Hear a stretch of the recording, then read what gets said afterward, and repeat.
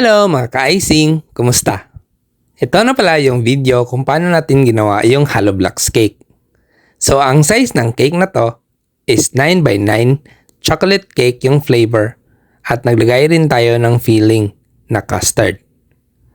So sa paggawa nito, para ma-achieve natin yung height ng Hollow Blocks is naglagay tayo ng additional sa ilalim ng mga 2 inches na styro.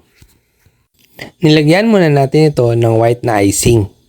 Medyo mahirap pag ganitong mga design, especially yung mga matutulis yung gilid niya. Compare sa round, madali i-icing yung round compare sa mga square, rectangle, mga triangle. Kasi mahirap yung gilid niya. Pagkatapos ay naglagay na tayo ng gray. At naglagay din tayo ng outline para doon na lang yung susundan natin sa icing natin. At pagkatapos ay naglagay na tayo ng second coating natin na kulay na gray. Hindi ko masyado nilagyan ng tubig kasi hindi naman to natin papakinisin. Gagayahin natin yung texture ng Hollow Blocks. Meron dong nagtanong bakit ito ang pinadesign.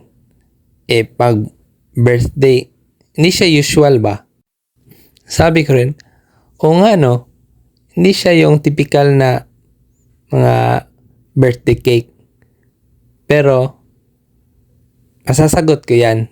Kasi classmate ko yung nagpagawa nito at birthday ng kuya niya. At ang negosyo nila ay gumagawa sila ng mga Hollow Blocks. So, nung una, tinanong ko yung classmate ko kung nasa construction ba na company siya. Tapos yun, sinagot niya, nagbebenta sila ng Hollow Blocks. Kaya naintindihan ko na kung bakit ito yung pinadesign nila. Makikita niyo dito, yung pinaka-side muna yung inuna ko. Pero hindi lahat. Kasi nilagay ko muna yung sa gitna bago kinilagay yung kabilang side naman. Pagkatapos ay pinakinis natin konti. Pero hindi yung makinis na makinis kasi mamaya magdadry itong icing na to. Tapos tsaka natin gagawin yung parang texture ng Hollow Blocks. So yan, nilagay na natin yung pinakalas na design sa gilid.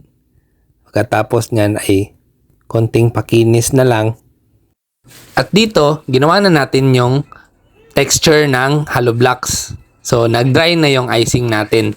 So, madali lang siya para gawin ang mga ito. Yan, natapos na natin. Maraming salamat sa inyong panonood. Huwag niyo namang skip, patapusin niyo naman. Maraming salamat. Paalam!